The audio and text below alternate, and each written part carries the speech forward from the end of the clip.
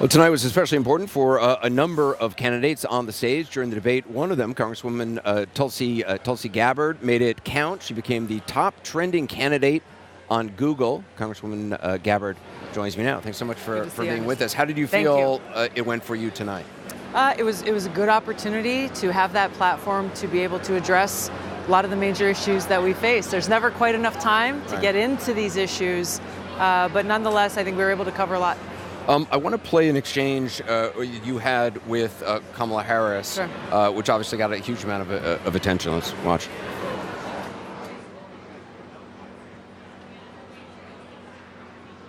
I want to bring the conversation back to the broken criminal justice system that is disproportionately negatively impacting Black and brown people all across this country today.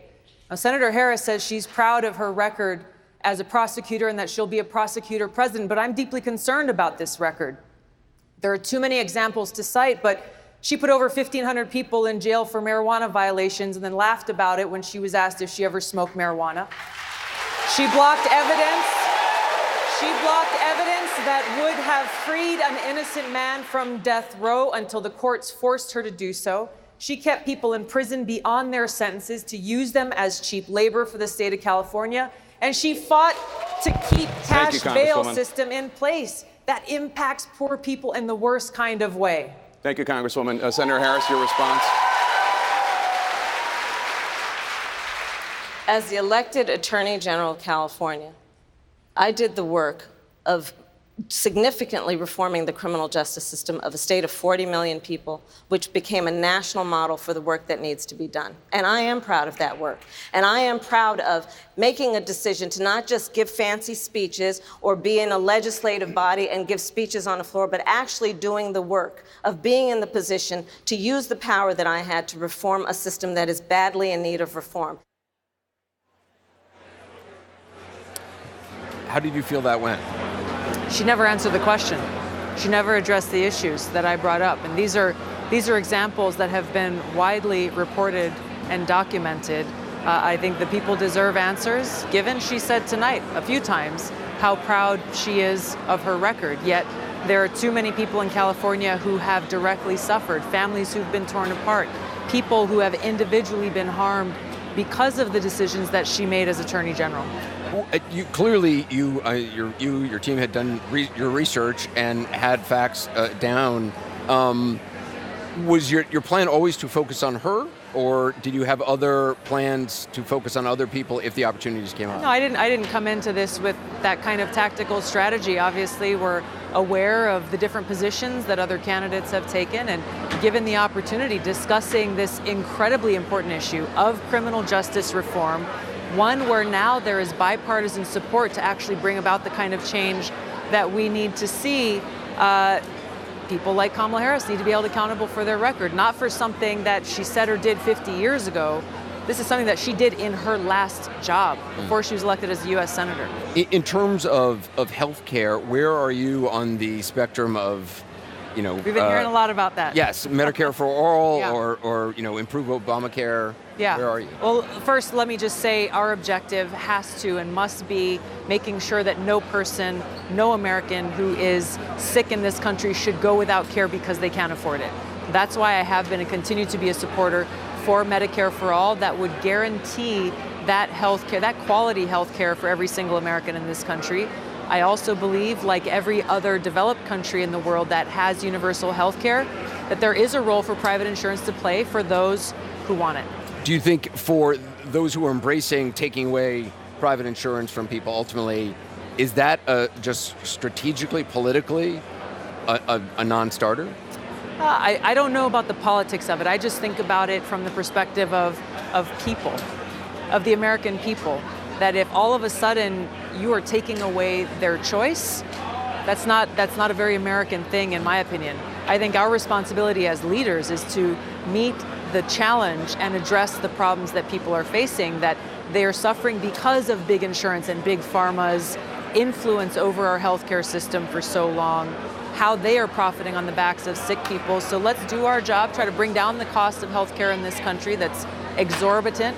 make sure people can get the quality care they need, and if they still choose that that's not what they want, they can go get the private insurance. I asked Kamala Harris about that exchange. She certainly seemed, I don't know, I guess surprised that I think she was not expecting that from you. The only thing really she said about you is she said that you were essentially an apologist for Bashar al-Assad, that you would never criticize him as a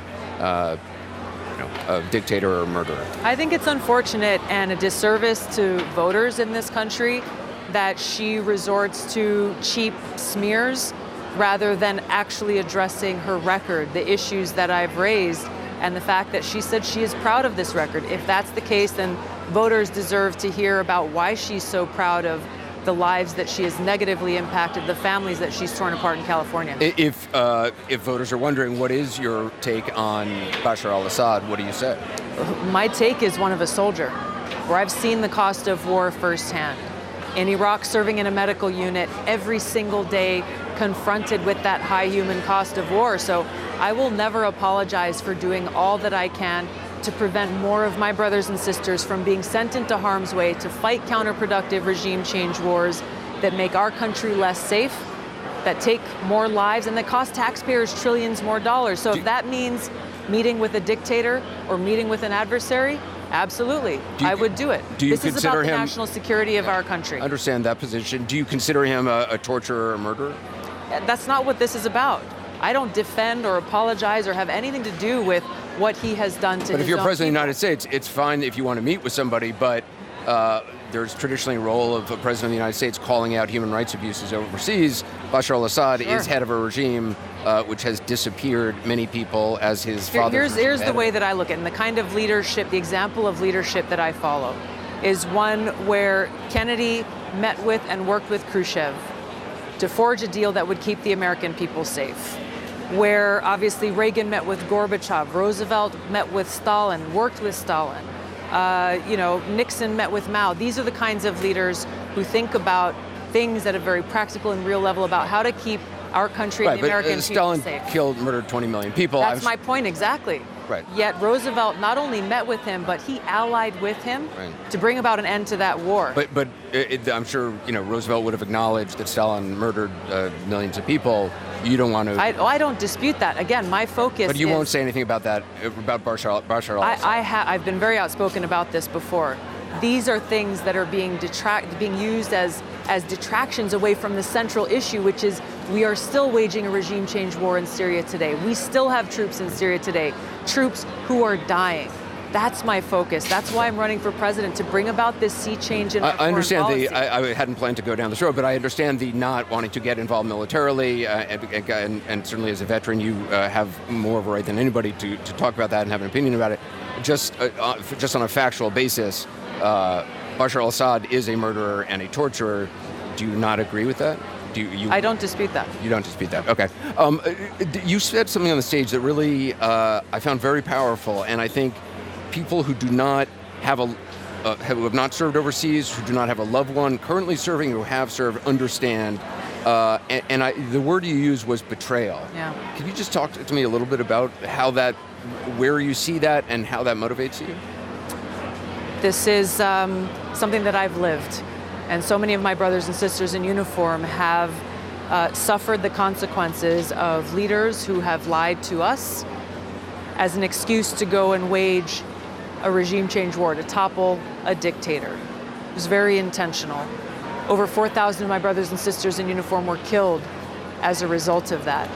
So this is why I'm so serious and so focused about bringing about the kind of change to our foreign policy that will end these wasteful wars, that work to end this new Cold War and arms race, all of these things making our country less safe, making the American people less safe, taking the lives of more of our service members, what to speak of the cost on the American people. Now, when I speak about betrayal, it's something that is continuing. We've seen it in Iraq and Libya and Syria, the cost and consequence of these continued regime change wars, and how this president, and I mentioned this briefly before I ran out of time, is continuing this betrayal through his direct and indirect support of al-Qaeda in places like Syria.